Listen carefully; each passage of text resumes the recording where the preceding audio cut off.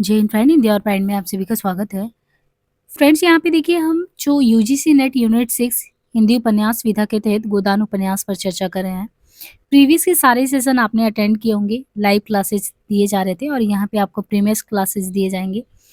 ज़्यादा नहीं, आपको कुछ चैप्टर्स और हैं जब आप गोदान उपन्यास को कम्प्लीटली ख़त्म कर लेंगे। काफ़ी बड़ा उपन्यास था और हमने करीबन 26वें अध्याय तक कर लिया है। और आगे के अध्याय में आप देखिए कि क्या होता है। गोबर को शहर आने पर मालूम हुआ कि जिस अड्डे पर वो अपना खोंचा लगाता बैठता था, वहां एक दूसरा खोचे वाला बैठने लगा और ग्राहक अब गोबर को भूल गए। वो घर भी अभी उसे पिंजरे सा लगता था। जुनिया उसमें अकेली बैठी रोया करती। लड़का दिन भर आंगन में या द्वार पर खेलने का आदी था। यहाँ उसके खेलने का कोई जगह था नहीं, कहाँ जाए। द्वार पर मुश्किल से 1 गज का रास्ता था। याद हो कि किस तरीके से गोबर जो है जुनिया को अपने माता पिता से लड़कर लेके आया था शहर में, कि उनका प्रेम पाएगा और इस तरीके से। लेकिन जब तक स्थिति ठीक थी, अनुकूल थी, तब तो इनका दाम्पत्य जीवन सुखमय चल रहा था। और जैसे ही देखते हैं कि खुद का इनका जीवन जो है ट्रैक पे नहीं होता है गोबर का, तो सब कुछ वीरान सा लगता है। एक तो शहर की आपाधापी की जिंदगी, बहुत ही अकेलापन, उसमें जुनिया अकेले घर में त्रस्त रहती और बच्चा भी, क्योंकि गांव में रहता था, खेलता था और एक अलग हंसी खुशी का माहौल था, सबके गोद में रहना वो। तो यहाँ पे एक तरीके से गांव और शहर के बीच में जो है ना, कितनी बड़ी खाई है, जीवंतता की खाई, वो आपको देखने को मिलेगा। और प्रेमचंद जी ने इन्हें इसी तरीके से व्याख्यायित किया यहाँ पे कि दुर्गंध उड़ा करती थी गर्मी में, कहीं बाहर न लेटने न बैठने का जगह। लड़का माँ को एक क्षण के लिए नहीं छोड़ता था और जब कुछ खेलने को नहीं होता तो कुछ खाने और दूध पीने के सिवा वो और करे ही क्या। घर पर कभी धनिया खिलाती थी, कभी रूपा, कभी सोना, कभी होरी, कभी पुनिया। यानी बच्चे की जीवंतता के लिए जो प्रेम चाहिए था, वो सब उसके यहाँ पे गाँव में था। लेकिन जब ये यहाँ पे लखनऊ में आ गया, तो अब वो न धनिया है, न उसकी दादी है, न उसकी बुआ है, कोई नहीं है। यहाँ तो उसकी अकेली जुनिया और उसे घर का सारा काम करना पड़ता था। और गोबर जवानी के नशे में मस्त था। उसकी अतिरिक्त लालसाएं जिसे भूख के सागर में डूब जाना चाहती थी। किसी काम में उसका मन नहीं लगता।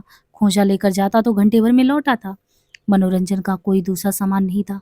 पड़ोस के मजूर और इक्केवान रात रात भर ताश और जुआ खेलते। पहले वह भी खूब खेलता था, मगर अब उसके लिए केवल मनोरंजन था। जुनिया के साथ बस हास विलास। थोड़े ही दिनों में जुनिया इस जीवन से ऊब गई। वो चाहती थी कहीं एकांत में जाकर बैठे, खूब निश्चित होकर लेटे सोए, मगर वह एकांत कहीं नहीं मिलता। उसे अब गोबर पर गुस्सा आता। उसने शहर के जीवन का कितना मोहक चित्र खींचा था, और यहाँ इस कालकोठरी के सिवा है क्या। बालक से भी उसे चिढ़ होने लगी।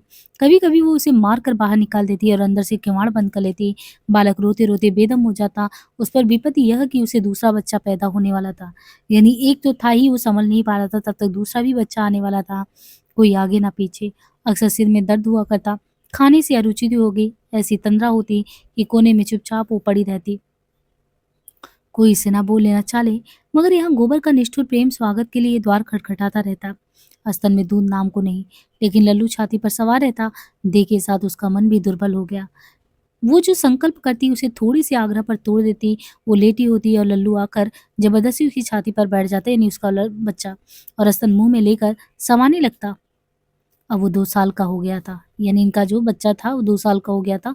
बड़े तेज दांत निकल आए थे। मुंह में दूध ना होता तो क्रोध में आकर स्तन में दांत काट लेता, लेकिन दुनिया में अब इतनी शक्ति भी नहीं थी कि उसे उसे ढकेल दे। उसे हरदम मौत सामने खड़ी नजर आती। पति और पुत्र किसी से भी उसे स्नेह नहीं था। सभी अपने मतलब के आ रहे। बरसात के दिनों में जब लल्लू को दस्त आने लगे और उसने दूध पीना छोड़ दिया, तो दुनिया का सिर से विपत्ति टल जाने का अनुभव हुआ। लेकिन जब 1 सप्ताह के बाद बालक मर गया, तो उसकी स्मृति पुत्र स्नेह से सजीव होकर उसे रुलाने लगी। और जब गोबर बालक के मरने के 1 ही सप्ताह बाद फिर आग्रह करने लगा, तो उसने क्रोध से जलकर कहा, तुम कितने पशु हो। जुनिया को अब लल्लू की स्मृति लल्लू से भी कहीं प्रिय थी। लल्लू जब तक सामने था, वो उसे जितना सुख पाती थी, उसे कहीं ज्यादा कष्ट। अब लल्लू उसके मन में आ बैठा। शांत, स्थिर, सुशील, साहस। उसकी कल्पना में अब वेदना में आनंद था, जिसमें प्रत्यक्ष की काली छाया नहीं थी। बाहर वाले लल्लू उसके भीतर वाले लल्लू का प्रतिबिंब था। प्रतिबिंब सामने नहीं था, जो असत्य था, अस्थिर था। सत्य रूप तो उसके भीतर था, उसकी आशाओं और शुभेच्छाओं से सजीव। दूध की जगह वह उसे अपना रक्त पिला पिला कर पाल रही थी। उसे वो बंद कोठरी और वो दुर्गंधमयी वायु और वो दोनों जून धुएं में जलना, इन बातों का मानो ज्ञान हो रहा था। ज्ञान ही नहीं, वो स्मृति उसके भीतर बैठी हुई जैसे उसे शक्ति प्रदान कर रही हो। जीते जी जो उसके जीवन का भार था, मरकर उसके प्राणों में समा गया। उसकी सारी ममता अंदर जाकर बाहर से उदासीन हो गई। गोबर देर में आता या जल्द, रुचि से भोजन करता या नहीं, प्रसन्न है या उदास, इसकी अब उसे बिल्कुल भी चिंता नहीं थी। गोबर क्या कमाता है और कैसे खर्च करता है इसकी भी उसे परवाह नहीं थी। उसका जीवन जो कुछ था भीतर था बाहर, वो केवल निर्जीव यंत्र भांति। उसके शोक में भाग लेकर उसके अंतर जीवन में बैठकर गोबर उसके समीप जा सकता था, उसके जीवन का अंग बन सकता था, पर वो उसके बाहर जीवन के सूखे तट पर आकर ही प्यासा लौट जाता था। एक दिन उसने रूखे स्वर में कहा, तो लल्लू के नाम को कब तक रोए जाएगी? 4-5 महीने तो हो ही गए। चूड़िया ने ठंडी सांस लेकर कहा, तुम मेरा दुख नहीं समझ सकते, अपना काम देखो। मैं जैसी हूँ वैसी मुझे पड़े रहने दो। तेरे रोते रहने से लल्लू लौट आएगा क्या? तो उसने गुस्से में कहा कि लौट आएगा क्या? जूनिया के पास इसका कोई जवाब तो था नहीं। वो उठकर पतीली में कचालू के लिए आलू उबालने लगी। कुंवर को ऐसा पाषाण हृदय उसने नहीं समझा था। इस बेदर्दी ने लल्लू को उसके मन में और सजग कर दिया। लल्लू उसी का है, उसमें किसी का साझा नहीं, किसी का हिस्सा नहीं। अभी तक लल्लू किसी अंश में उसके हृदय के बाहर भी था। गोबर के हृदय में भी उसकी कुछ ज्योति थी। अब वो संपूर्ण रूप से उसका अपना बच्चा था। गोबर ने खोचे से निराश होकर शक्कर के मिल में नौकरी कर ली। यानी पहले ये खोचे पे करता था जो काम, वहां से निराश होकर शक्कर की मिल में नौकरी कर ली। मिस्टर खन्ना ने पहले मिल से प्रोत्साहित होकर हाल में ये दूसरा मिल खोल दिया था। याद हो, ये मिस्टर खन्ना वही है राय साहब के दोस्त। और इनका मिल चलता ही था। अभी अच्छा प्रोत्साहन दिखा तो एक दस दूसरा भी मील डाल दिया। गोबर को वहां बड़े सवेरे जाना पड़ता और दिन भर के बाद जब वो दिया जले घर लौटता तो उसकी देह में जरा भी जान नहीं रहती। यानी मिल से जब वो लौटता तो शरीर में जान नहीं रहता। घर पर भी उसे इससे कम मेहनत नहीं करनी पड़ती, लेकिन वहां उसे जरा भी थकान नहीं होती। बीच बीच में वो हंस बोल भी लेता था लोगों में। फिर उसे खुले हुए मैदान में उन्मुक्त आकाश के नीचे जैसे उसकी क्षति पूरी हो जाती। वहां उसकी देह चाहे जितना काम करे, मन स्वच्छंद रहता। यहाँ देह की उतनी मेहनत नहीं होने पर भी जैसे उस कोलाहल, उस गति और तूफानी शोर का उस पर बोझ सा लदा रहता।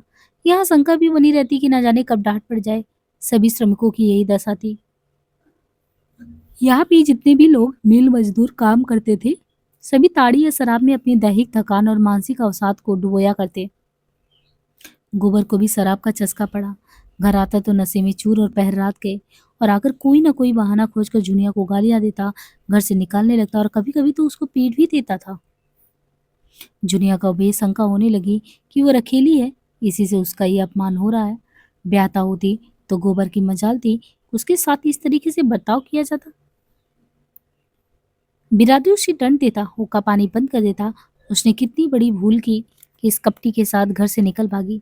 सारी दुनिया में हंसी भी हुई और हाथ कुछ आया भी नहीं। वो गोबर को अपना दुश्मन समझने लगी, न उसके खाने पीने की परवाह, न अपने खाने पीने की। जब गोबर उसे मारता तो उसे ऐसा क्रोध आता कि गोबर का गला छुरे से रेत डाले। गर्भ ज्यों-ज्यों पूरा होता जाता उसकी चिंता भी बढ़ती जाती। इस घर में तो उसकी मरण हो जाएगी। कौन उसकी देखभाल करेगा, कौन उसे सँभालेगा? और जो गोबर इसी तरह मारता-पीटता रहा तब तो उसका जीवन भी नरक हो जाएगा। वो इसी ऊहा-पोह में मची रहती। यानी उसका मन ऐसे खोया-खोया सा रहने लगा। एक दिन वह बम्बे पर पानी भरने गई तो पड़ोस की एक स्त्री ने पूछा, कै महीने का है रे? जूनियर ने लजा कर कहा, क्या जाने दे दीदी, मैंने तो गिना गिनाया नहीं कि कितने महीने का है। दोहरी थी कि काली कलूटी नाटी कुरूपा बड़े बड़े ऐसनों वाली स्त्री, उसका पति एक्का हाँकता था और वो खुद लकड़ी की दुकान। ये ध्यान रखना है कि जो जिससे मुलाकात हुई, ये क्या काम करती थी? तो ये जो है इसका पति एक्का हाँकता था और खुद वो लकड़ी का काम करती थी स्त्री।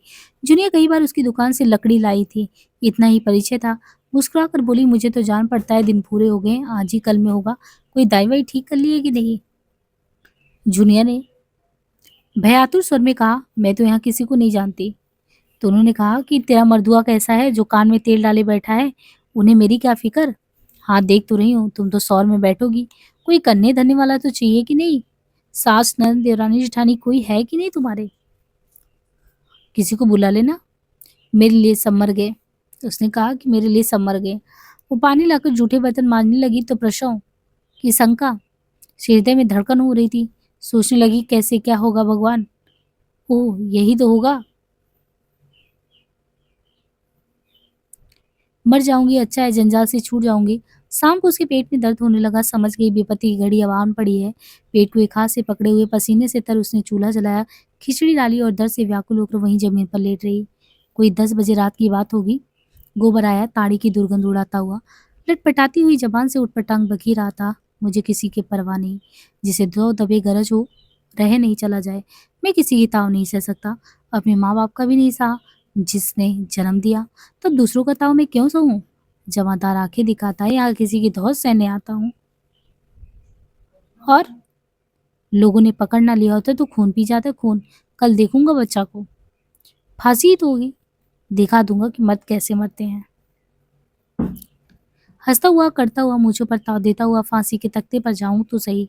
औरत की जात कितनी बेवफा होती है। तो यहाँ पे ये पंक्ति बहुत इंपॉर्टेंट है कि औरत की जात कितनी बेवफा होती है। खिचड़ी डाल दी और टांग पसार कर सो रही है। यानी जब वो अंदर आता है ना गोबर तो उसको देखता है तो उसको गुस्सा आता है कि औरत की जात कितनी बेवफा होती है। एक तरफ तो खिचड़ी डाल दी और टांग पसार के सो रही है। कोई खाए या ना खाए उसकी बला से उसे कोई मतलब है ही नहीं इसे। आप मज़े से फुलके उड़ाती है, मेरे लिए खिचड़ी। सता ले जितना सताते बने तुझे भगवान सताएँगे, जो न्याय करते। उसने झुनिया को जगाया ही नहीं, कुछ बोला भी नहीं, चुपके से खिचड़ी थाली में निकाली और 2-4 कौर निकाल कर बरामदे में लेट रहा। पिछली बार उसे सर्दी लगी, कोठरी में कंबल लेने गया तो झुनिया के कराने की आवाज़ सुनी। नशा उतर चुका था। पूछा कैसी जी है झुनिया? कहीं तूने पहले क्यों नहीं कहा? अब इस वक्त मैं कहाँ जाऊँ? किससे कहती? मैं क्या मर गया था? तुमने मेरे मरने जीने की क्या चिंता? यानी यहाँ पे गोबर और जुनिया के बीच जो संवाद हो रहा है और एक तरीके से नाराज़गी भी है जुनिया को। गोबर घबराया कहाँ दाई खोजने जाई इस वक्त वो आने ही क्यों लगी? घर में कुछ है भी तो नहीं? चुड़ैल ने पहले ही बता दिया होता किसी से 2-4 रुपए मांग लेता। इन्हीं हाथों में पहले 100-50 रुपए एकदम पड़े रहते थे। 4 आदमी खुशामद भी करते थे। इस कुलक्षणी यानी अपनी पत्नी के आते ही कहता है जैसे लक्ष्मी रूठ गई, टके-टके को आज मोहताज हो गया हूँ। सहसा किसी ने पुकारा, ये क्या तुम्हारी घरवाली करा रही है क्या? इसे दर्द तो नहीं हो रहा है? ये तो वही मोटी औरत थी जिससे आज जुनिया की बातचीत हुई थी। घोड़े को दाना खिलाने उठी थी। जुनिया का कराना सुनकर वो पूछने आ गई। गोबर ने बरामदे में जाकर कहा, पेट में दर्द है, छटपटा रही है, यहाँ कोई दाई मिलेगी क्या? वो तो मैं आज उसे देखकर ही समझ गई थी। दाई कच्ची सराय में रहती है। लपक कर बुला लाओ। कहना जल्दी चल, तब तक मैं यहीं बैठी हूँ।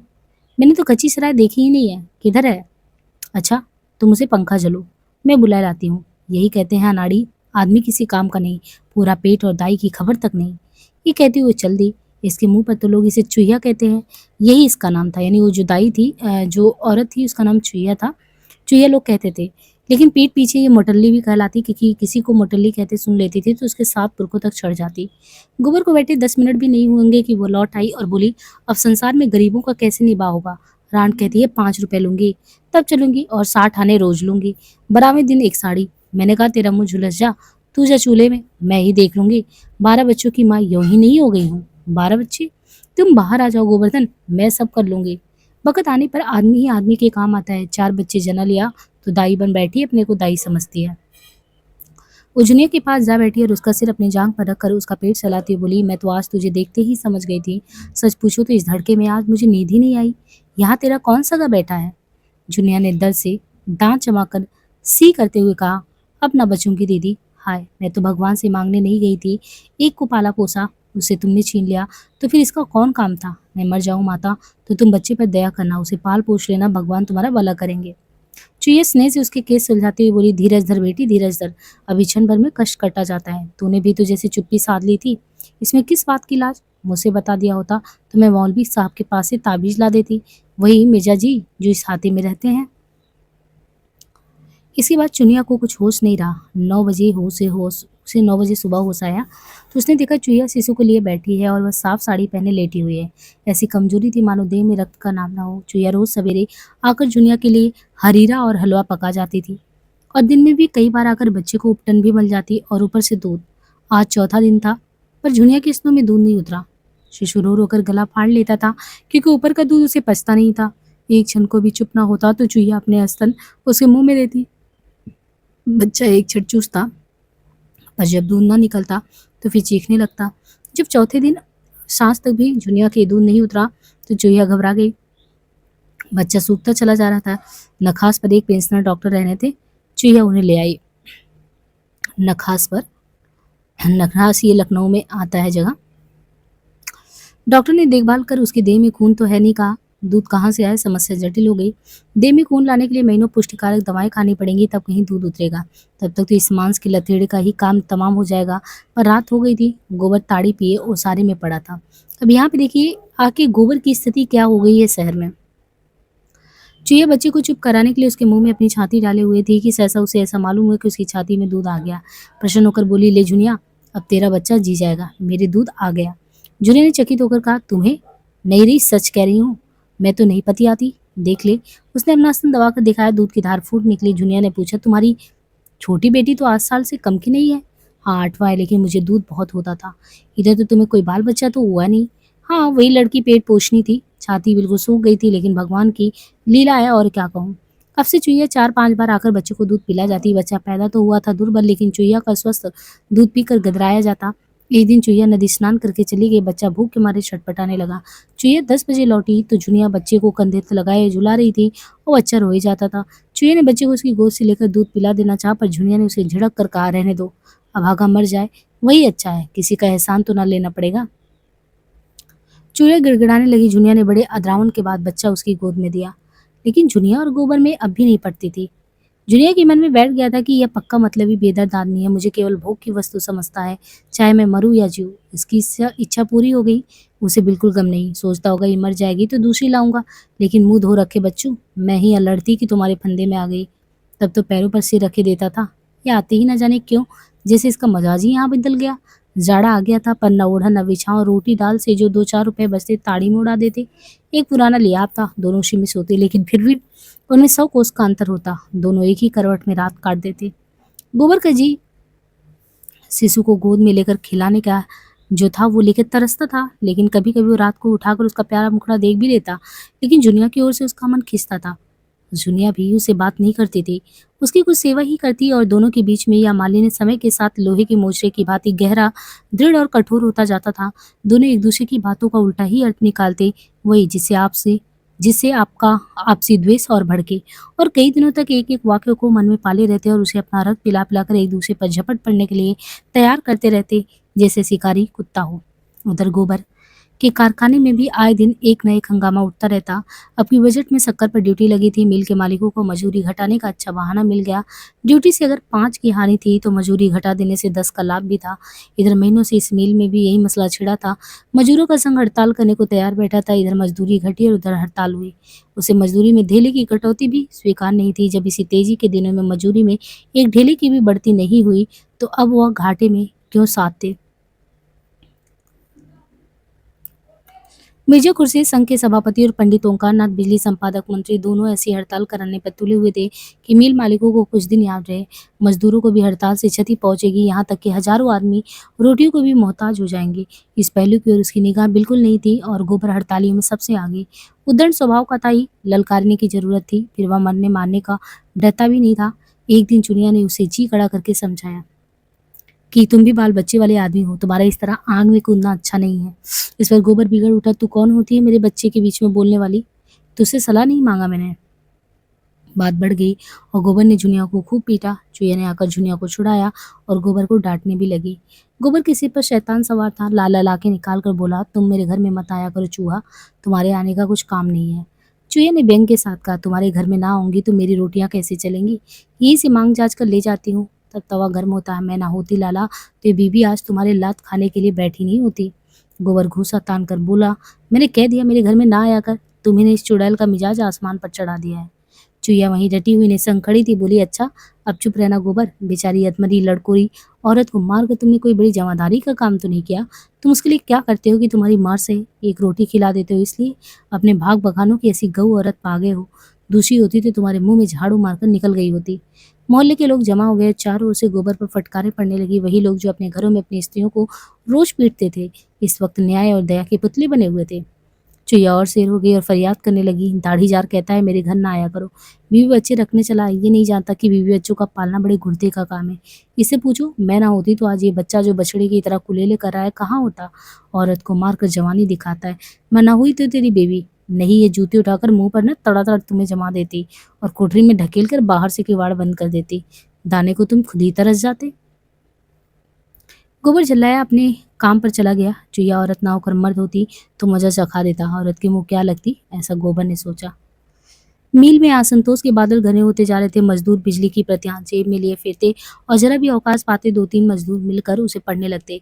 पत्र की बिक्री तो खूब बढ़ रही थी। मजदूरों का नेता बिजली कार्यालय, ये बिजली पत्रिका किसकी थी? ओंकारनाथ थी ना। तो ये बिजली कार्यालय में आधी रात तक बैठे हड़ताल की स्कीमें बनाया करते और प्रातःकाल जब पत्र में ये समाचार मोटे-मोटे अक्षरों में छपता तो जनता टूट पड़ती और पत्र की कॉपियां जो थी दूने तिगने दाम पर बिक भी जाती।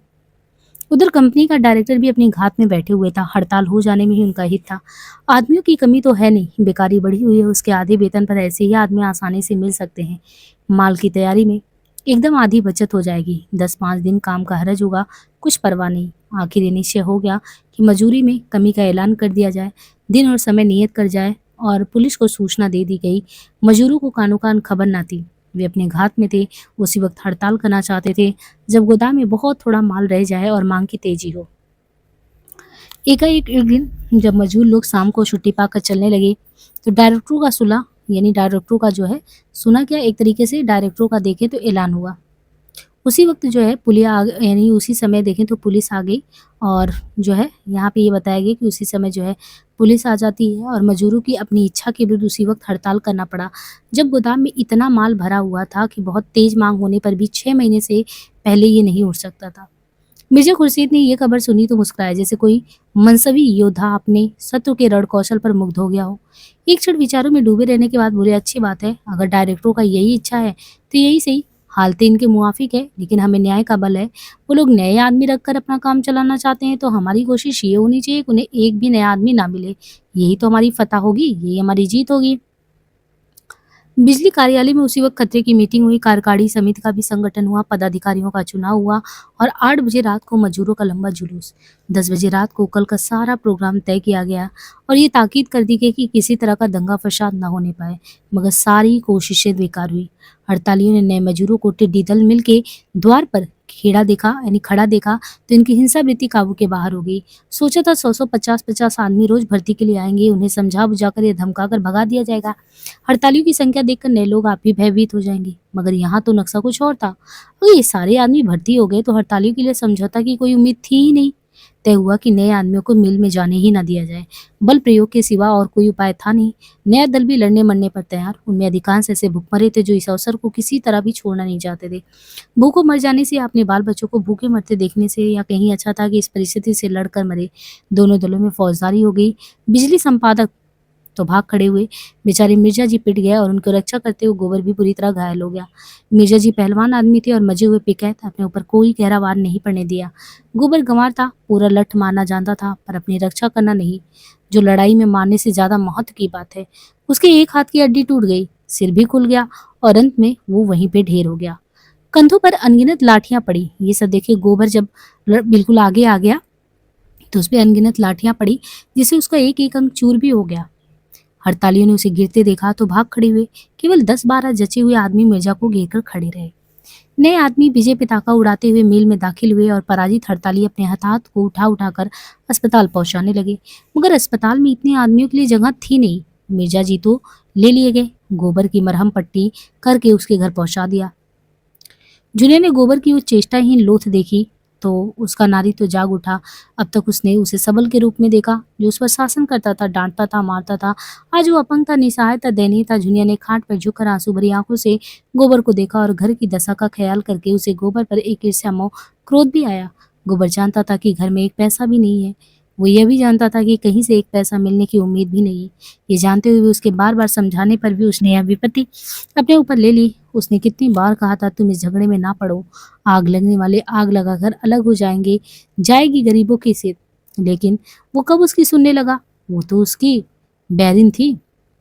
मित्र तो वो लोग थे जो मजे से मोटरों में घूम रहे हैं। उस क्रोध में एक प्रकार की तुष्टि थी जिसे हम उन बच्चों को कुर्सी से गिर पड़ते देखते हैं जो बार बार मना करने पर नहीं मानते, नबाज आते हैं, चिल्ला उठते हैं, अच्छा हुआ, बहुत अच्छा हुआ, तुम्हारा सिर क्यों ना दो हो गया। इसके मन में भी गुस्सा आ रहा था, लेकिन एक तरफ गुस्सा, दूसरी तरफ प्यार, दोनों ही चीजें थी। एक ही क्षण में गोबर का करुण क्रंदन सुनकर उसकी सारी संज्ञा सिहर उठी। व्यथा में डूबे हुए शब्द उसके मुंह से निकले, हाय, ये तुम्हारी देह का क्या हालत कर दिया। सब को तनी भी दया नहीं आई। वो उसी तरह बेड़ी देर तक गोबर का मुंह देखती रही। वो चिढ़ होती हुई आशा से जीवन का कोई लक्षण पा लेना चाहती थी और प्रतिक्षण उसका धैर्य अस्त होने वाले सूर्य की भांति डूबता भी जाता और भविष्य का अंधकार उसे अपने अंदर समेट ले रहा था। सहसा चुईए ने आकर पुकारा, गोबर का क्या हाल है बहू। मैंने तो अभी सुना, दुकान से मैं दौड़ी आई। जुनिया के रुके हुए आंसू उबल पड़े, कुछ बोल नहीं पाई, भयभीत आंखों से चुईया की ओर देखा। चुईया ने गोबर का मुंह देखा, उसकी छाती पर हाथ रखा और आश्वासन भरे स्वर में बोली, ये 4 दिन में अच्छे हो जाएंगे, घबरा मत। कुशल हुई। तेरा सुहाग बलवान था, कई आदमी उस दंगे में मरे गए, यानी मारे गए। और घर में कुछ रुपए पैसे हैं? जुनिया ने लज्जा से सिर पर हिला दिया। मैं ला देती हूँ, थोड़ा सा दूध लाकर गर्म कर दे। जुनिया ने उसके पांव पकड़ कर, दीदी तुम हमारी माता हो, मेरा दूसरा कोई है नहीं। जाड़ों की उदास संध्या आज और भी उदास मालूम हो रही थी। जुनिया ने चूल्हा जलाया और दूध उबालने लगी। चुईया बरामदे में बच्चे को लिए खिला रही थी। सहसा जुनिया भारी कंठ से बोली, मैं बड़ी अभागिन हूँ दीदी। मेरे मन में ऐसा आ रहा है जैसे मेरे ही कारण की ये दशा हुई। जी कुड़ता है, तब मन दुखी होता ही है, फिर गालियां भी निकलती हैं, शराब भी निकलता है। कौन जाने मेरी गालियों। इसके आगे वो कुछ नहीं कह पाई। आवाज आंसुओं के रेले में बह चली। चुईया ने अंसल से उसके आंसू पोंछते हुए कहा, कैसी बात सोचती है बेटी, ये तेरे सिंदूर का भाग्य कि ये बच गया। मगर हाँ इतना है कि आपस में लड़ाई हो तो मुंह से चाहे जितना बकले, मन में कीना न पाले। बीज अंदर पड़ा तो आंसुआ आंखें से निकले बिना नहीं रहता। जुनिया ने कंपर भरे स्वर में पूछा, अब मैं क्या करूं दीदी। चुईया ने ढाढ़स दिया, कुछ नहीं, भगवान का नाम ले, वही तो गरीबों की रक्षा करता है। उसी समय गोबर ने आंखें खोली और जुनिया को सामने देखकर याचना भाव से छीड़ स्वर में बोला, आज बहुत चोट खा गया जुनिया। मैं किसी से कुछ नहीं बोला, सबों ने अनायास मुझे मारा, कहा सुना माफ कर। तुझे बहुत सताया, उसी का ये फल था। थोड़ी देर का और मेहमान हूँ, अब नहीं बचूंगा। मेरे मारे दर्द की सारी देह फटी जाती है। चुईया ने अंदर आकर कहा, चुपचाप पड़े रहो, बोलो चालो नहीं, मरोगे नहीं, इसका जिम्मा मेरा है। गोबर के मुख में आशा की रेखा झलक पड़ी। बोला, सच कहती हूँ, मैं मरूंगा नहीं। तो चुईया ने कहा, हाँ नहीं मरोगे। तुम्हें हुआ ही क्या है, जरा सिर में चोट आ गई है और हाथ की हड्डी उतर गई है। ऐसी चोटें मर्दों को तो रोज ही लगा करता है, इन चोटों से कोई मरता है क्या। अब मैं जुनिया को कभी नहीं मारूंगा। यानी अब उसको एहसास हो रहा है गोबर को। उसने चुईया से कहा कि अब मैं जुनिया को कभी नहीं मारूंगा। डरते होंगे कि कहीं जुनिया तुम्हें ना मारे। वो मारेगी भी तो मैं बोलूंगा भी नहीं, अच्छा होने पर भूल जाऊंगा। नहीं दीदी, कभी नहीं भूलूंगा। गोबर इस समय बच्चों जैसी बातें किया करता। 10-5 मिनट अचेत सा पड़ा रहता, उसका मन न जाने कहाँ कहाँ उड़ता फिरता। कभी देखता वो नदी में डूबा जा रहा और जुनिया उसे बचाने के लिए नदी में आती, और कभी देखता कोई दैत्य उसकी छाती पर सवार है, जुनिया की शकल की कोई देवी जो है उसकी रक्षा कर रही है। और बार बार वो चौंकर पूछता, मैं मरूंगा तो नहीं जुनिया। 3 दिन उसकी यही दशा रही और जुनिया ने रात को जाग कर और दिन को उसके सामने खड़े रहकर जैसे मौत से उसकी रक्षा की हो। बच्चे को चुईया संभाले रहती। चौथे दिन जुनिया एक कल आई और सबों ने गोबर को उस पर लाद कर अस्पताल पहुंचाया। वहां से लौटकर गोबर को मालूम हुआ कि अब वह सचमुच बच जाएगा। उसने आंखों में आंसू भर कर कहा, मुझे क्षमा कर दो जुन्ना। इन 3-4 दिनों में चुईया के 3-4 रुपए भी खर्च हो गए थे और अब जुनिया को उससे कुछ लेते संकोच हो रहा था। वो भी कोई मालदार तो थी नहीं, लकड़ी की बिक्री के रुपए जुनिया को दे देती। आखिर जुनिया ने कुछ काम करने का विचार किया।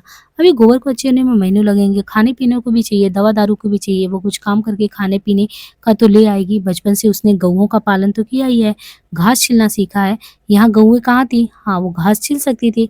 मोहल्ले के कितने ही स्त्री पुरुष बराबर शहर के बाहर घास छिलने जाते थे और 8-10 आने कमा लेते थे। वो प्रातःकाल गोबर को हाथ मुंह धुलाकर और बच्चे को उसे सौंप कर घास छिलने निकल जाएगी और तीसरे पैर तक भूखी प्यासी घास छिलती रहती। फिर उसे मंडी में ले जाकर बेचती और शाम को घर आती। रात को भी वो गोबर की नींद सोती और गोबर की नींद जागती। मगर इतना कठोर श्रम करने पर भी उसका मन ऐसा प्रसन्न रहता मानो झूले पर बैठी वो गा रही हो। रास्ते बरसात की स्त्रियां और पुरुषों से चूहल और विनोद करती जाती। घास छिलते समय भी सबों में हंसी दिल की होती, न किस्मत का रोना न मुसीबत का। जीवन की सार्थकता में, अपनों के लिए कठिन से कठिन त्याग में और स्वाधीन सेवा में जो उल्लास है उसकी ज्योति एक एक अंग पर चमकती रहती है। ये बहुत इंपॉर्टेंट लाइन है।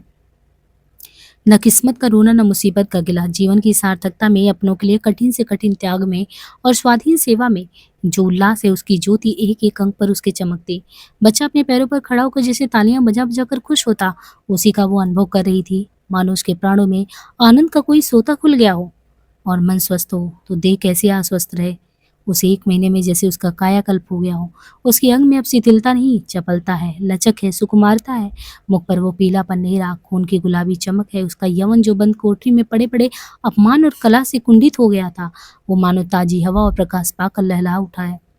अब उसे किसी बात पर क्रोध नहीं आता। बच्चे के जरा से रोने पर जो झुंझला उठती थी, अब जैसे उसके धैर्य और प्रेम का अंत ही नहीं था। इसके खिलाफ गोबर अच्छा होते जाने पर भी कुछ उदास रहता था। जब हम अपने किसी परिजन पर अत्याचार करते हैं और जब विपत्ति आ पड़ने से हमें इतनी शक्ति आ जाती है कि उसकी तीव्र व्यथा का अनुभव करें, तो उससे हमारी आत्मा में जागृति का उदय हो जाता है और हम उसे बेजा व्यवहार का प्रायश्चित करने के लिए तैयार रहते हैं। गोबर वही प्रायश्चित के लिए व्याकुल हो रहा था। अब उसके जीवन का रूप बिल्कुल दूसरा होगा, जिसमें कटुता की जगह मृदुता होगी, अभिमान की जगह नम्रता होगा। उसे अब ज्ञात हुआ कि सेवा करने का अवसर बड़े सौभाग्य से मिलता है और वह इस अवसर को अब कभी नहीं भूलेगा। तो अब यहाँ पे देखिए इनके बीच जो खटास वगैरह था वो काफ़ी हद तक कम हो गया था। 28वें अध्याय में मिस्टर खन्ना को मजदूरों की ये हड़ताल बिल्कुल अच्छी नहीं लगी। उन्हें हमेशा जनता के साथ मिले रहने की उन्होंने कोशिश की। वो अपने को जनता का ही आदमी समझते थे। पिछले कौमी आंदोलन में उन्होंने बड़ा जोश दिखाया था। जिले के प्रमुख नेता रहे थे, 2 बार जेल भी गए थे और कई हजार का नुकसान भी उठाया था। अब भी वो मजदूरों की शिकायत सुनने को हमेशा तैयार भी रहते। लेकिन ये तो नहीं हो सकता कि वो शक्कर मिल के हिस्सेदारों के हित का विचार ना करे। अपना स्वार्थ त्यागने को वो तैयार हो सकते थे अगर उनकी ऊंची मनोवृत्तियों को स्पर्श किया जाता। लेकिन हिस्सेदारों के स्वार्थों की रक्षा, ये तो अधर्म था। ये तो व्यापार है। कोई सदाव्रत नहीं कि सब कुछ मजदूरों को ही बांट दिया जाए। हिस्सेदारों को ये विश्वास दिलाकर रुपए लिए गए थे कि इस काम में 15-20 सैकड़े का लाभ भी है। अगर उन्हें 10 सैकड़े भी नहीं मिले तो वे डायरेक्टरों को और विशेषकर मिस्टर खन्ना को धोखेबाज ही तो समझेंगे। फिर अपना वेतन वो कैसे कम लेते? और कंपनियों के देखते उन्होंने अपना वेतन कम भी रखा था। केवल 1000 रुपया महीना लेते थे। कुछ कमीशन भी मिल जाता, मगर वो इतना लेते थे तो मिल का संचालन भी करते थे। मजदूर केवल हाथ से काम करते हैं, डायरेक्टर अपनी बुद्धि से, विद्या से, प्रतिभा से, प्रभाव से। दोनों शक्तियों का मोल बराबर तो नहीं हो सकता। मजदूरों के संतोष क्यों नहीं होता कि मंदी का समय और चारों तरफ बेकारी फैली है। उन्हें तो एक की जगह पौन भी मिले तो संतुष्ट रहना चाहिए। और सच पूछो तो वे संतुष्ट हैं, उनका कोई कसूर नहीं। वे तो मूर्ख हैं, बचिया के ताऊ। शरारत तो ओंकारनाथ और मिर्जा खुर्शीद की है। यही लोग उन बेचारों को कठपुतली की तरह नचा रहे हैं, केवल थोड़े से पैसे और यश के लोभ में पड़कर ये नहीं सोचते कि उनकी दिल्लगी से कितने घर तबाह हो जाएंगे। ओंकारनाथ का पत्र नहीं चलता तो बेचारे खन्ना क्या करें। और आज उनके पत्र के 1 लाख ग्राहक हो जाए और उससे उनसे 5 लाख का लाभ लेना हो तो क्या वो केवल अपने गुजारे भर को लेकर शेष कार्यकर्ताओं में बांट देंगे? कहाँ की बात है। और वो त्यागी मिर्जा खुर्शीद भी तो एक दिन लखपति थे। हजारों मजदूर उनके नौकर थे। तो क्या वो अपने गुजारे भर को लेकर सब कुछ मजदूरों को बांट देते? वो उसी गुजारे की रकम में यूरोपियन छोकरियों के साथ विहार भी करते, बड़े बड़े अफसरों के साथ दांवते भी उड़ाते, हजारों रुपए महीने के शराब भी पी जाते और हर साल फ्रांस स्विट्जरलैंड, तो यहाँ पे फ्रांस और स्विट्जरलैंड का जिक्र आया है, उसकी सैर भी करते। आज मजदूरों की दशा पर उनका कलेजा फटता है। इन दोनों नेताओं की तो खन्ना को परवाह ही नहीं थी। उनकी नीयत की सफाई में पूरा संदेह था। नारायण साहब की ही उन्हें परवाह थी, जो हमेशा खन्ना की हाँ में हाँ मिलाता और उनके हर एक काम का समर्थन करता। वे अपने परिचितों में केवल एक ही ऐसा व्यक्ति था जिसके निष्पक्ष विचार पर खन्ना जी को पूरा भरोसा था, और वो थे डॉक्टर मेहता। जब से उन्होंने मालती से घनिष्ठता बढ़ानी शुरू की थी, खन्ना की नज़रों में उनकी इज्जत बहुत कम हो गई थी।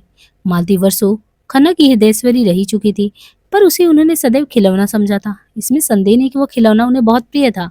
उसके खो जाने या टूट जाने या छिन जाने पर वो खूब रोते और रोए भी थे, लेकिन थी तो वो खिलौना उनके लिए। उन्हें कभी मालती पर विश्वास हुआ नहीं। वो कभी उनके ऊपरी विलास आवरण को छेद कर उनके अंतःकरण तक पहुंच नहीं सके। वो अगर खुद खन्ना से विवाह का प्रस्ताव करती तो वो स्वीकार नहीं करते, कोई बहाना करके टाल देते। अन्य कितने ही प्राणियों की भांति खन्ना का जीवन भी दोहरा या दो रुखी था। एक ओर तो वह त्याग और जन सेवा और उपकार के भक्त थे, तो दूसरी ओर स्वार्थ और विलास और प्रभुता के। कौन उनका असली रुख था ये कहना कठिन था। कदाचित उनकी आत्मा का उत्तम आधा सेवा सहृदयता से बना हुआ हो, मध्यम आधा स्वार्थ और विलास से। पर उत्तम और मध्यम में बराबर संघर्ष होता रहता, और मध्यम ही अपनी उद्दंडता और हठ के कारण सौम्य और शांत उत्तम पर गाली पाता। उनका मध्यम मालती की ओर झुकता, उत्तम मेहता की ओर। लेकिन वो उत्तम और मध्यम के साथ एक हो गया था। उनकी समझ में नहीं आता था कि मेहता जैसा आदर्शवादी व्यक्ति मालती जैसा चंचल विलासनी रमणी पर कैसे आसक्त हो गया। वो बहुत प्रयास करने पर भी मेहता को वासनाओं का शिकार नहीं स्थिर कर सकते, और कभी कभी उन्हें संदेह भी होने लगता कि ये मालती का कोई दूसरा रूप भी है क्या, जिसे वो स्वयं नहीं देख पा रहे हैं और ये मेहता देख पा रहे हैं। पक्ष और विपक्ष के सभी पहलुओं पर विचार करके उन्होंने यही नतीजा निकाला कि इस परिस्थिति में मेहता ही से उन्हें प्रकाश मिल सकता है। डॉक्टर मेहता को काम करने का नशा था। आधी रात को सोते थे तो घड़ी रात उठ जाते। कैसा भी काम हो उसके लिए वो कहीं ना कहीं से समय निकाल लेते। हॉकी खेलना हो या यूनिवर्सिटी डिबेट का काम हो या ग्राम्य संगठन हो या किसी शादी का नवेद हो, सभी कामों के लिए उनके पास लगन थी, समय था। वो पत्रों में लेख भी लिखते थे और कई साल से एक बृहद दर्शन ग्रंथ भी लिख रहे थे, जो अब समाप्त होने वाला था। इस वक्त भी वो एक वैज्ञानिक खेल ही खेल रहे थे।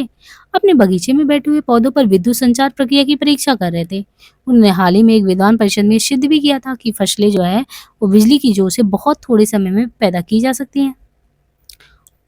उनकी पैदावार बढ़ाई जा सकती है और बेफसल की चीजें भी उपजाई जा सकती हैं। आजकल सवेरे के 2-3 घंटे वो इन्हीं परीक्षाओं में लगाया करते हैं। मिस्टर खन्ना की कथा सुनकर उन्होंने कठोर मुद्रा से उनकी ओर देखकर कहा, क्या ये जरूरी था कि ड्यूटी लग जाने से मजदूरों का वेतन घटा दिया जाए? आपको सरकार से शिकायत करनी चाहिए थी। अगर सरकार ने नहीं सुना तो उसको उसका दंड मजदूरों को क्यों दिया जाए? क्या आपका विचार है कि मजदूरों को इतनी मजदूरी दी जाती है कि उसमें चौथाई कम कर देने से मजदूरों को कष्ट नहीं होगा? आपके मजदूर विलों में रहते हैं, गंदे बदबूदार बिलों में, जहां आप 1 मिनट भी रह जाएं तो आपको कै हो जाए। कपड़े जो पहनते हैं उनसे आप अपने जूते भी नहीं पोंछेंगे। खाना जो वो खाते हैं वो आपका कुत्ता भी नहीं खाएगा। मैंने उनके जीवन में भाग लिया है। आप उनकी रोटियां छीन कर अपने हिस्सेदारों का पेट भरना चाहते हैं।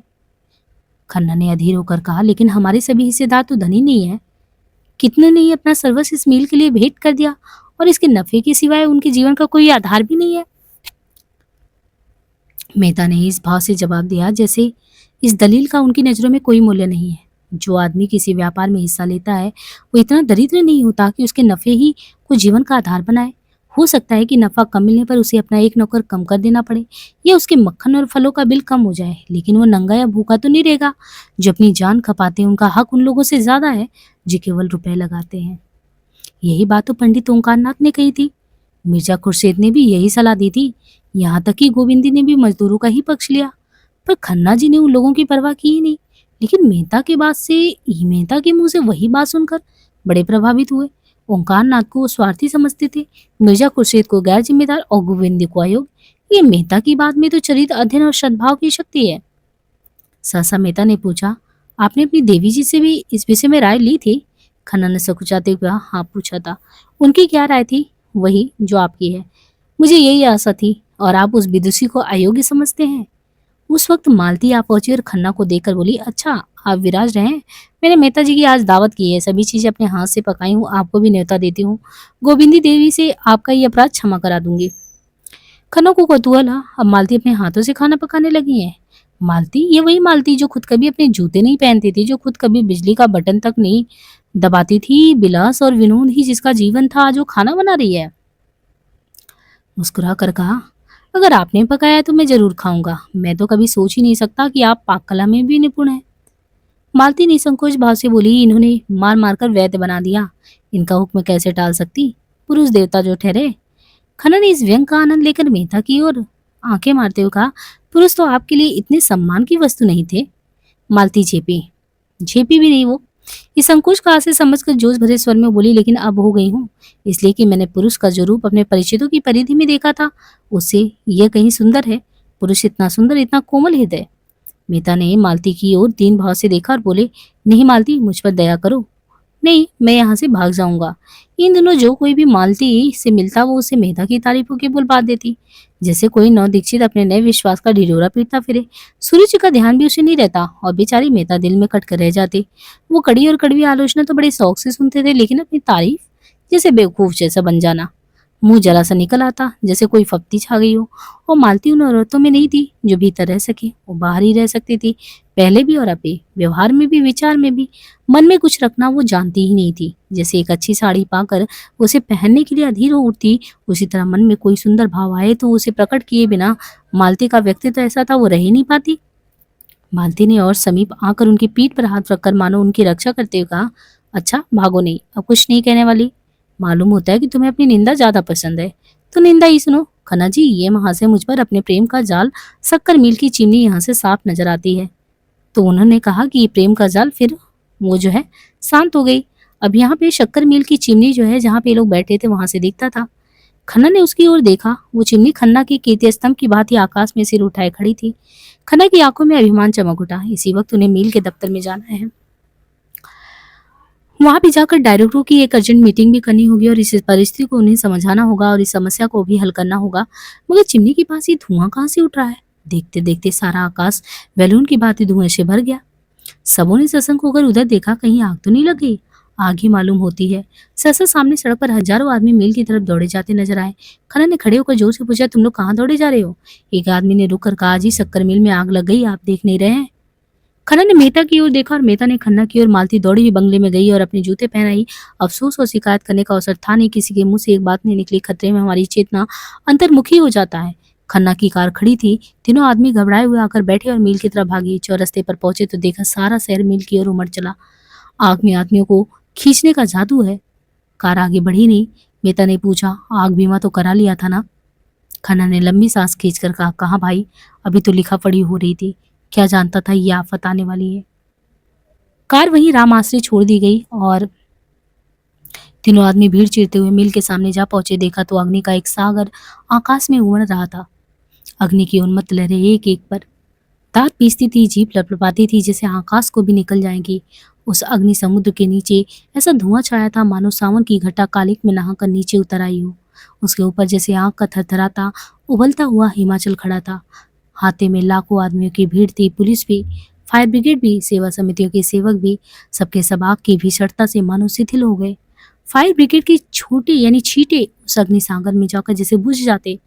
ईंटें जल रही थी और लोहे के गार्डर चल रहे थे और पिघली हुई शक्कर के पन्नाले चारों तरफ बह रहे थे और तो और जमीन से भी ज्वाला निकल रही थी। दूर से मेहता और खन्ना को ये आश्चर्य हो रहा था कि इतने आदमी खड़े तमाशा क्यों देख रहे हैं, आग बुझाने में मदद क्यों नहीं करते। मगर अब इन्हें भी याद हुआ कि तमाशा देखने के सिवा और कुछ करना अपने बस से बाहर है। मिल की दीवारों से 50 गज के अंदर जाना जान जोखिम था। ईंट और पत्थर के टुकड़े चटाक चटाक टूट कर उछल रहे थे। कभी कभी हवा का रुख इधर उधर हो जाता तो भगदड़ भी मच जाता। ये तीनों आदमी भीड़ के पीछे खड़े थे। कुछ समझ में नहीं आता था क्या करे। आखिर आग लगी कैसे और इतनी जल्दी इतना फैल कैसे गया। क्या पहले किसी ने देखा ही नहीं या देखकर बुझाने का प्रयास ही नहीं किया। इस तरह के प्रश्न सभी के मन में उठ रहे थे। मगर वहां पूछे किसे, मिल के कर्मचारी होंगे तो जरूर, लेकिन उस भीड़ में उनका पता मिलना कठिन था। सहसा हवा का इतना तेज झोंका आया कि आग की लपटें नीची होकर इधर लपकी जैसे समुद्र में ज्वार। लोग सिर पर पांव रखकर भागे, एक दूसरे पर गिरते रेलते जैसे कोई शेर झपटा हो। अग्नि ज्वालाएं जैसे सजी हो उठी, सचेश भी जैसे कोई शेषनाग अपने सहस्त्र मुख से आग पुकार रहा हो। कितने ही आदमी तो इस रेले में कुचल गए। खन्ना मुंह के बल गिर पड़े। मालती को मेहता जी दोनों हाथों से पकड़े हुए, नहीं, जरूर कुचल गई होती। तीनों आदमी हाथे की दीवार के पास एक इमली के पेड़ के नीचे आकर रुके। खन्ना एक प्रकार का चेतन सुने तन्मयता से मील की चिमनी की ओर टकटकी लगाए थे। मेहता ने पूछा, आपको ज्यादा चोट तो नहीं आई? खन्ना ने कोई जवाब नहीं दिया। उसी तरफ ताकते उनकी आंखों में वो शून्यता थी जो विक्षिप्तता का लक्षण था। मेहता ने उनका हाथ पकड़कर फिर पूछा, हम लोग यहाँ व्यक्त खड़े हैं, मुझे भय होता है आपको चोट ज्यादा आ गई है, आइए लौट चले। खन्ना ने उनकी तरफ देखा और जैसे सनक कर बोले, जिनकी ये हरकत है उन्हें मैं खूब जानता हूँ। अगर उन्हें इसी में संतोष मिलता है तो भगवान उनका भला करे। मुझे कुछ परवाह नहीं, कुछ परवाह नहीं। मैं आज चाहूँ तो ऐसी नई मिल खड़ी कर सकता हूँ। जी हाँ, बिल्कुल नहीं। ये लोग मुझे क्या समझते हैं? मिल ने मुझे नहीं बनाया, मैंने मिल को बनाया और मैं फिर बना सकता हूँ। मगर जिनकी ये हरकत है उन्हें मैं खूब खाक में मिला दूंगा। मुझे सब मालूम है, रत्ती रत्ती मालूम है। मिता ने उनका चेहरा और उनकी चेष्टा देखी और घबराकर बोले, चलिए आपको घर पहुंचा दूं, आपकी तबीयत बिल्कुल अच्छी नहीं है। खन्ना ने क्या कहा, मारा, मेरी तबीयत अच्छी नहीं है इसलिए कि मिल जल गई? ऐसी मिलें मैं चुटकियों में खोल सकता हूँ। मेरा नाम खन्ना है, चंद्र प्रकाश खन्ना। मैंने अपना सब कुछ इस मिल में लगा दिया। पहली मिल में हमने 20% नफा दिया। मैंने प्रोत्साहित होकर ये मिल खोली, इसमें आधे रुपए मेरे हैं। मैंने बैंक के 2 लाख इस मिल में लगा दिए। मैं 1 घंटा नहीं, आध घंटा पहले 10 लाख का आदमी था। जी हाँ, 10 लाख। मगर इस वक्त फाके मस्त हूँ, नहीं दिवालिया हूँ। मुझे बैंक को 2 लाख देना पड़ेगा। जिस मकान में रहता हूँ वो अब मेरा नहीं, जिस बर्तन में खाता हूँ वो भी अब मेरा नहीं। बैंक से मैं निकाल दिया जाऊंगा। जिस खन्ना को देखकर लोग जलते थे वो खन्ना अब धूल में मिल गया। समाज में अब मेरा कोई स्थान नहीं। मेरे मित्र मुझे अपने विश्वास का पात्र नहीं, दया का पात्र समझेंगे। मेरे शत्रु मुझसे जलेंगे नहीं, मुझ पर हंसेंगे। आप नहीं जानते मिस्टर मेहता, मैंने अपने सिद्धांतों की कितनी हत्या की है, कितनी रिश्वतें दी है, कितनी रिश्वतें ली हैं। किसानों की ऊख तौलने के लिए कैसे आदमी रखे, कैसे नकली बाट रखे, क्या कीजिएगा ये सब सुनकर। लेकिन खन्ना अपनी ये दुर्दशा कराने के लिए क्यों जिंदा रहे? जो कुछ होना है वो तो दुनिया जितना चाहे हंसे, मित्र लोग जितना चाहे अफसोस करे, लोग जितनी गालियां देना चाहे दे। खन्ना अपनी आंखों से देखने और अपने कानों से सुनने के लिए जीता नहीं रहेगा। वो बेहया नहीं है, बेगैरत नहीं है। ये कहते कहते खन्ना दोनों हाथ से सिर पीट कर जोर जोर से रोने लगे। मिता ने उन्हें छाती से लगाकर दुखी स्वर में कहा, खन्ना जी जरा धीरे से काम लीजिए। आप समझदार होकर दिल इतना छोटा करते हैं। दौलत से आदमी का जो सम्मान मिलता है वो उसका सम्मान नहीं, उसकी दौलत का सम्मान है। आप निर्धन रहकर भी स्त्रियों के विश्वास पात्र रह सकते हैं और शत्रुओं के भी, बल्कि तब तो आपका कोई शत्रु होगा ही नहीं। आइए घर चलिए, जरा आराम से, आपका चित्त शांत हो जाएगा। खन्ना ने कोई जवाब नहीं दिया। तीनों आदमी चौरस्ते पर आए। कार खड़ी थी। 10 मिनट में खन्ना की कोठी पर पहुंच गए। खन्ना ने उतरकर शांत स्वर में कहा, कार आप ले जाएं, अब मुझे इसकी जरूरत नहीं है। मालती और मेहता भी उतर पड़े। मालती ने कहा, तुम चलकर आराम से लेटो, हम बैठे गपशप करेंगे, घर जाने की तो ऐसी कोई जल्दी नहीं है। खन्ना ने कृतज्ञता से उसकी ओर देखा और करुण कंठ से बोले, मुझसे जो अपराध हुआ उन्हें क्षमा कर देना मालती। तुम और मेहता, बस तुम्हारे सिवा संसार में मेरा कोई नहीं। मुझे आशा है तुम मुझे अपनी नजरों से नहीं गिराओगे। शायद 10-5 दिन में ये कोठी भी छोड़नी पड़े। किस्मत ने कैसा धोखा दिया है। मेहता ने कहा, मैं आपसे सच कहता हूँ कन्या जी, आज मेरी नजरों में आपकी जो इज्जत वो कभी नहीं थी। तीनों आदमी कमरे में दाखिल हुए। द्वार खुलने के आड़ पाते ही गोविंदी भीतर से आकर बोली, क्या आप लोग वहीं से आ रहे हैं? महाराज तो बड़ी बुरी खबर लाए हैं। खन्ना के मन में ऐसा प्रबल ना रुकने वाला तूफानी आवेश उठा कि गोविंदी के चरणों पर गिर पड़े और उसे आंसुओं से धो दे। भारी गले से बोले, हाँ प्रिय, हम तबाह हो गए। उनका निर्जीव निराश आहत आत्मा सांत्वना के लिए विकल हो रहा था। सच्ची स्नेह में डूबी सांत्वना के लिए उस रोगी की भांति जो जीवन क्षेत्र क्षीण होने पर भी वैद्य के मुख की ओर आशा भरी आंखों से ताक रहा हो। वही गोविंदी जिस पर उन्होंने हमेशा जुल्म किया, जिसका हमेशा अपमान किया, जिससे हमेशा बेवफाई की, जिसे सदैव जीवन का भार समझा, जिसकी मृत्यु की सदैव कामना करते रहे, वही इस समय जैसे अंचल में आशीर्वाद और मंगल और अभय लिए उन पर वार रही थी, जैसे उन चरणों में भी उनके जीवन का स्वर्ग हो, जैसे वो उनके अभागे मस्तक पर हाथ रखकर उनकी प्राणहीन धमनियों में फिर रक्त का संचार कर देगी। मन की इस दुर्बल दशा में, इस घोर विपत्ति में मानो उन्हें कंठ से लगा देने के लिए खड़ी थी। नौका पर बैठे हुए जल विहार करते समय हम जिन चट्टानों को घातक समझते हैं और चाहते हैं कि कोई उन्हें खोद कर फेंक दे, उन्हीं से नौका टूट जाने पर हम चिमट जाते हैं। कितनी बड़ी बात यहाँ पे कही गई है कि नौका पर बैठे हुए जल विहार करते समय हम जिन चट्टानों को घातक समझते हैं और चाहते हैं कि कोई उन्हें खोद कर फेंक दे, उन्हीं से नौका टूट जाने पर हम चिमट जाते हैं। गोविंदी ने उन्हें एक सोफा पर बिठाया और स्नेह कोमल स्वर में बोली, तो तुम इतना दिल छोटा क्यों करते हो? धन के लिए जो सारे पाप की जड़ है, उस धन से हमें क्या सुख था? सवेरे से आधी रात तक एक न एक झंझट, आत्मा का सर्वनाश। लड़के तुमसे बात करने को तरस जाते थे, तुमसे संबंधियों को पत्र लिखने तक की फुर्सत थी नहीं। क्या बड़ी इज्जत थी? हाँ थी, क्योंकि दुनिया आज तक धन की पूजा करती चली आई है। उसे तुमसे कोई प्रयोजन नहीं। जब तक तुम्हारे पास लक्ष्मी है, तुम्हारे सामने पूछ हिलाएंगे, कल उतनी ही भक्ति से दूसरों के द्वार पर सिजदे करेंगे, तुम्हारी तरफ ताकेंगे भी नहीं। सत्पुरुष धन के आगे सिर नहीं झुकाते। वो देखते हैं तुम क्या हो। अगर तुम में सच्चाई है, न्याय है, त्याग है, पुरुषार्थ है, तो ये तुम्हारी पूजा करेंगे। नहीं, तुम्हें समाज का लुटेरा समझकर मुंह फेलेंगे, बल्कि तुम्हारे दुश्मन हो जाएंगे। मैं गलत तो नहीं कहती मेहता? मेहता ने मानो स्वर्ग सबने चौंक कर कहा, गलत? और आप वही कह रही हैं जो संसार के महान पुरुषों ने जीवन का सात्विक अनुभव करने के बाद कहा। जीवन का सच्चा आधार तो यही है। गोविंदी ने मेहता को संबोधित करके कहा, धनी कौन होता है इसका कोई विचार नहीं करता, वही जो अपने कौशल से दूसरों को बेवकूफ बना दे, वो धनी होता है। खन्ना ने बात काट कर कहा, नहीं गोविंदी, धन कमाने के लिए अपने में संस्कार चाहिए, केवल कौशल से तो धन नहीं मिलता, इसके लिए भी तो त्याग और तपस्या करनी पड़ती है। शायद इतनी साधना में ईश्वर भी मिल जाए। हमारी सारी आत्मिक और बौद्धिक और शारीरिक शक्तियों के सामंजस्य का नाम तो धन है। गोविंदी ने विपक्षी बनकर मध्यस्थ भाव से कहा, मैं मानती हूँ कि धन के लिए थोड़ी तपस्या नहीं करनी पड़ती, लेकिन फिर भी हमने उस जीवन में जितने महत्व की वस्तु समझ रखा है धन को, उतना महत्व का वो है नहीं। मैं तो खुश हूँ कि तुम्हारे सिर से ये बोझ टला और तुम्हारे लड़के आदमी होंगे, स्वार्थ और अभिमान के पुतले नहीं। जीवन का सुख दूसरों का सुखी करने में है, उनको लूटने में तो नहीं। बुरा ना मानना, अब तक तुम्हारे जीवन का अर्थ था आत्मसेवा, भोग और विलास। दैव ने तुम्हें उस साधन से वंचित करके तुम्हें ज्यादा ऊंचे और पवित्र जीवन का रास्ता खोल दिया।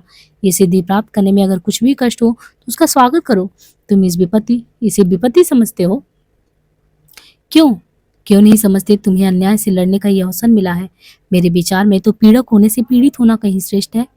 धन खोकर अगर हम अपनी आत्मा को पा सके तो क्या वो कोई महंगा सौदा है? नहीं, न्याय के सैनिक बनकर लड़ने में जो गौरव, जो उल्लास है, क्या उसे इतनी जल्दी भूल गए? गोविंदी के पीले सूखे मुख पर तेज की ऐसी चमक थी, मानो उसमें कोई विलक्षण शक्ति आ गई हो, मानो उसकी सारी मुख साधना प्रगल्भ हो उठी हो। मेहता उसकी ओर भक्तिपूर्ण नेत्रों से ताक रहे थे। खन्ना से झुकाए इस दैवी प्रेरणा समझने की चेष्टा करते और मालती मन में लज्जित थी। गोविंदी के विचार इतने ऊंचे, उसका हृदय इतना विशाल और उसका जीवन इतना उज्जवल है, ये वो सोच के रह गई। और यहाँ पे जो है आपका 28वां अध्याय समाप्त हुआ। अब हम जल्दी आपका ये गोदान उपन्यास खत्म करा देंगे और मुझे उम्मीद है कि गोदान उपन्यास इस बार आपको बहुत अच्छे से समझ में आ रहा होगा। तो 29वां अध्याय के साथ हम मिलते हैं और बाकी जो है ये है 87 65 085 310 यूपीएससी ऑप्शनल प्लस जो है आपका यूजीसी नेट दोनों को कॉमन बैच लेके चल रहे हैं 10 बजे रात को। अगर जिनको मुझसे गाइडेंस बराबर लेना है तो वो जुड़ सकते हैं, बाकी तो हम अपनी तरफ से पूरी कोशिश कर रहे हैं कि आपको यहाँ पे सारी चीज़ें मिलती रहें। आज के लिए इतना ही।